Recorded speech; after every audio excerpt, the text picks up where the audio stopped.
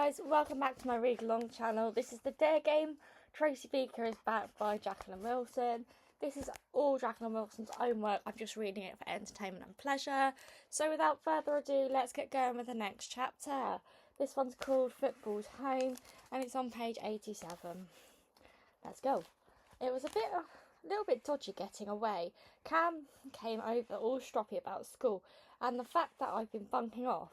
Not that I've told her. I'm not into that true confession lark, but the head phoned her up to tell her little Tracy was conspicuously absent, and Cam got seriously fussed. She started giving me a long lecture, and I just happened to give the teeniest little yawn. Cam caught hold of me by the shoulders, so I had to look at her.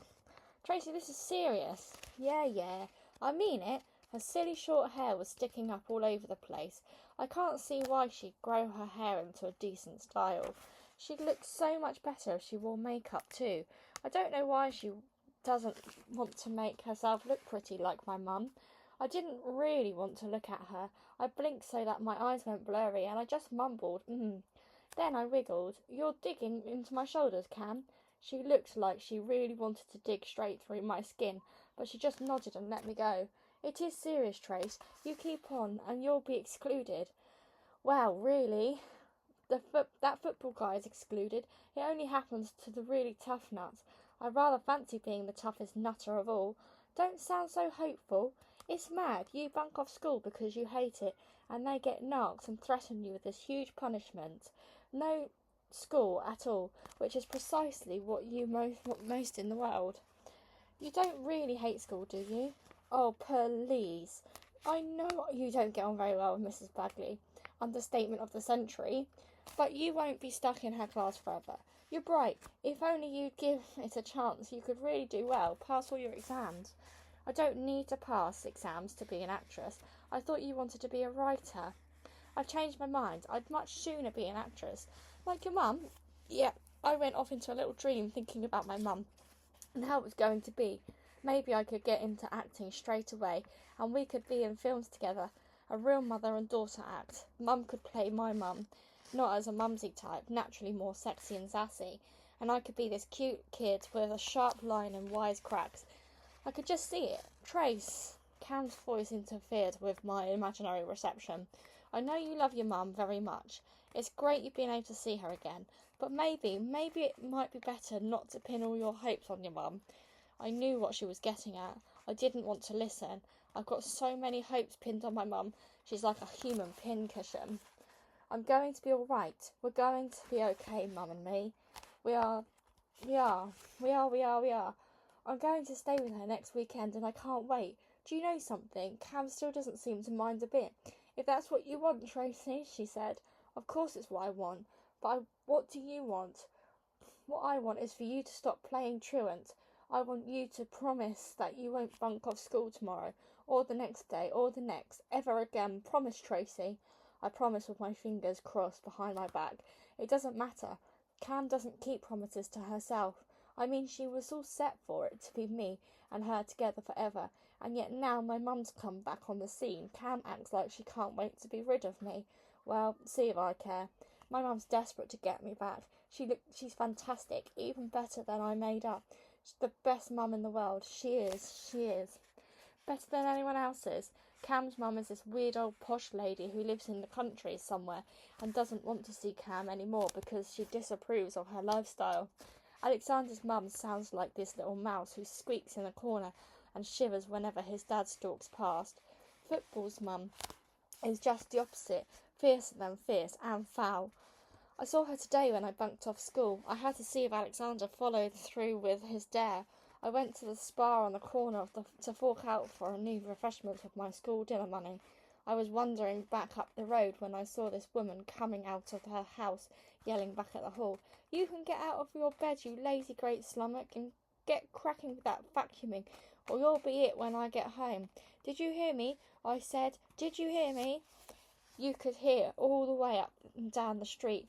People were probably wincing and putting their hands over their ears the other side of town. She had a voice like a car alarm. going on and on and on, so loud and insistent, it was like it was ringing inside your head as well as out. And if you dare get into one more spot of bother, then I'm telling you straight, I'm having you put away. I'm sick to death of you, do you hear me? You're rubbish, no use to anyone, just like your rotten father. She slammed the door and went slapping down the path in grubby trainers, her huge thighs wobbling in her old leggings. The upstairs window opened and the football boy stuck his head out. He was in his vest, still all sleepy-eyed, straight from his bed, but he was still cradling his football. "Don't you call my dad rotten," he yelled. "Don't get lippy with me, you lousy little what's-it," she screamed. "And don't you dare start sticking up for your lazy, lying slug of a father. Stop it, don't call him names. He's worth 10 of you," Football shouted, going bright red in the face. "You think you know it all, eh? Staying in your bed half a day, never helping out, mucking things up at school, in trouble with your old Bill. Yeah, you've really got your life worked out, my son. I wish I wasn't your son. I wish I lived with my dad." "Oh, right, okay then. Off you go. Live with him. Why don't you?" Football's face got even redder. "Yeah, well, I would," he mumbled. "But he don't want you, right?" she yelled triumphantly. "Face up to it, son. He's got his silly little lady friends, although, by God, she's no lady, and so he doesn't want me, and he doesn't want you either, for all goes on about you being best mates. He couldn't wait to turn his back on you, and he hasn't come back, has he? He's taking me to the match on Saturday." "Oh yeah, like he was a fortnight ago. He doesn't give a stuff about you." He does, Football yelled, and there were tears dribbling down his bright red cheeks. "You're pathetic little crybaby," his mum jeered. Football took aim. His football went flying through the air and landed, wallop, right on her head. Excuse me, guys. He cheered cheerfully as he swore, words so bad they burned right through the page if I wrote them down. Then he stopped rubbing her head and grabbed hold of his football. "Right," she said, and she kicked it way over the rooftops, out of sight. I suppose she'd have made a seriously good footballer herself. Then she cheered. "That's fixed you," she said, and she marched off. She nearly bumped into me as she went. "Had a good gawp, have you?" she said, pushing me out of the way. "Nosy little what's-it.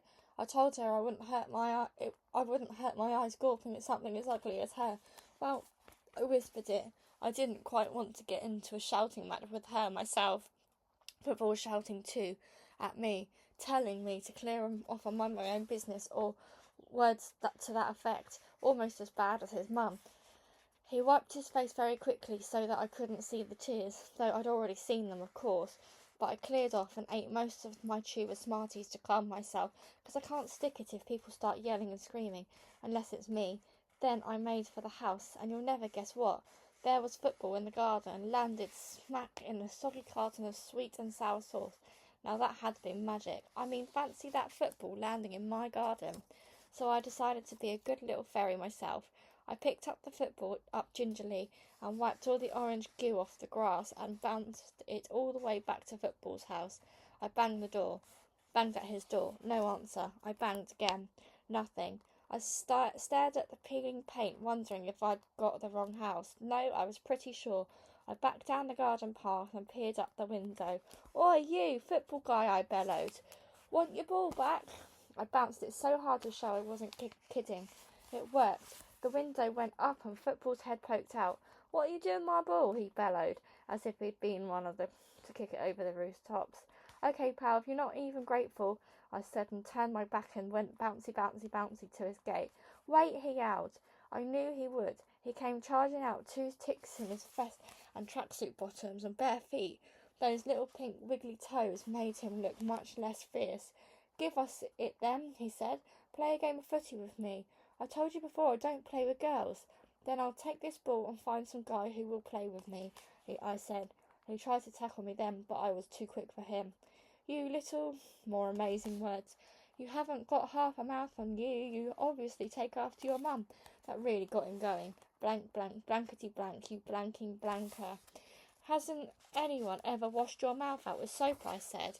"Ha ha," he said, not laughing. He was eyeing the ball, but I kept it out of his reach. "They used to do it in the children's home." This care worker shoved a great cake of her Body Shop Dewberry soap right in my gob when I was just weeniest bit lippy. It was disgusting. Still, I bit into pieces so she couldn't use it anymore, and then I was sick, and she got scared in case I reported her for abuse. The sickle was all foamy. It looked pretty impressive. Football was looking at me like he was a little impressed himself. "You've been in care," he said. "Sure," I said. "Still am. Technically, though, any minute now I'm getting back with my mum. She's the most amazing actress, and she's incredibly beautiful, and she thinks I'll make it in the movies too." And Football tackled me and got the ball back, laughing. "You rotten!" My own language sparkled and hissed too. I thought he'd go back indoors with his blooming ball and slam the door on me, but he hung around on his doorstep, heading the ball at the front wall, backwards and forwards. "So what's it like then?" he said, a little breathlessly, because he was really whacking that ball. It made my eyes smart to watch him. "What's what like, eh? Hey, give me a go at heading it, eh? You've got to be joking. You're so mean. I got your rotten ball back. I don't think it's mine anyway." Football caught it and swiveled it around. I had my name inked on it, plus a dire warning of what I'd do if anyone got their dirty mitts on it. "So it's really not yours?" "Never mind, it's actually in better nick. I'd really hammered my last one." "Then it was just as much mine as it's yours, so give it here." "Okay, I'll play 5 minutes for footy with you, after you tell me what it's like to be in care." "What do you want to know for?" "Because my mum keeps threatening stuff, see? And I get this social worker. And then I've got this social worker. So have I, Elena Payne." I pulled the face. "What did you get up to then? A little kid like you." "I've been up to all sorts," I boasted. "But you haven't really been in trouble with the old Bill." "I have, lots," said Football, swaggering. "Yeah, well, I've been too clever to get caught," I said. "So what's it like? Do they really beat you with wet towels so you don't get bruises? And do the other ones bash the little ones up and stick their heads down the toilets? And do the boys have to wear short trousers even in the winter so they're a laughing stock, my mum says?" Aha! I decided to wind him up just a tiny bit. "That's right, only it's far worse," I said. "The food's awful, all these meat loads made of cow's nostrils and udderly bits. So you get mad cow disease as well as being sick. And if you're sick at a meal, they pile it up on the plate and make you eat it." Football was staring at me, his eyes popping, mouth open, like he was about to be sick himself. I could have nicked his ball, my ball, there and then, but this seemed like more fun. I went on elaborating, and he carried on drinking it all in, and it wasn't until I invented this torture chamber where they keep you handcuffed in the dark and let live rats run all over you and burrow down beneath your underwear that he suddenly twigged. "You're having me on," he said. He stared at me, his face scrunching up. I decided I might have to back off sharpish, but then this weird spluttery noise started up. Old Football was laughing. "You're a weird little kid. Okay, I'll play footy with you, but just for 5 minutes, right?" He went into his house to put on a t-shirt. He left the door ajar, so I followed him in. It wasn't much cop at all. The carpet was all fraying at the edges and covered in bits. I could see why his mum had nagged on about the vacuuming. It looked like the whole house needed a spring cleaning. There were scuffs and marks all over the walls, obviously traces of football. He was in his living room, shoving his feet into his trainers. "Here, you, I didn't ask you in." "I know, I'm dead nosy. Seeing as I haven't got a real home." Football certainly wasn't my idea of home sweet home. Yesterday's takeaways were congealing on trays by the sofa. The ashtray was so full it was spilling over, and the whole room smelt stale. It was empty too. Well, there was a sofa and chairs and the telly, but that was about it. Cam's got all her cushions and patchwork and plants and pictures all over the walls, and books in piles, and little ornaments and vases of dried flowers, and wind chimes and notebooks and painted boxes, and this daft old donkey she had when she was little. She said I could have Daisy if I wanted. I said I wasn't the silly little kid who played with toy animals. Cam said good, because she was a silly little woman who still liked cuddling up with Daisy when she was feeling dead depressed, and she didn't really want to give her away. I tried hanging on to the old donkey once or twice when Cam's not around. Daisy's got this old soft woolly smell, and the insides of her big ears are all velvety. You can't cuddle up with anything at all in Football's house. Maybe Football doesn't mind. He's certainly not a cuddly kind of guy. We played football out in the street. It was great for a bit, but then these other guys came sloping past and Football acted like I was this little bee buzzing in his ear. He swatted me away and I started playing football with these other guys. Hey, what about me? I demanded indignantly. You push off now, Football hissed out of the side of his mouth, like he couldn't even bear to be seen talking to me. Okay, but you give back my ball. I found it, and you said it wasn't yours.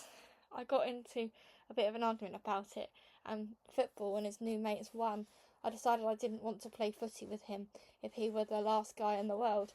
In fact, I'd gone off to the game altogether, so there was no point in taking my ball with me. So I didn't insist. I sloped off to the old house to see Alexander. I needed to see if he'd followed my advice and learned to stick up for himself. And that is the end of that chapter. Slightly shorter today, actually, guys. So the next chapter is on page 105. And that's called Tracy and Alexander's Home. But until the next time, guys, thank you again so much for listening. As always, goodbye.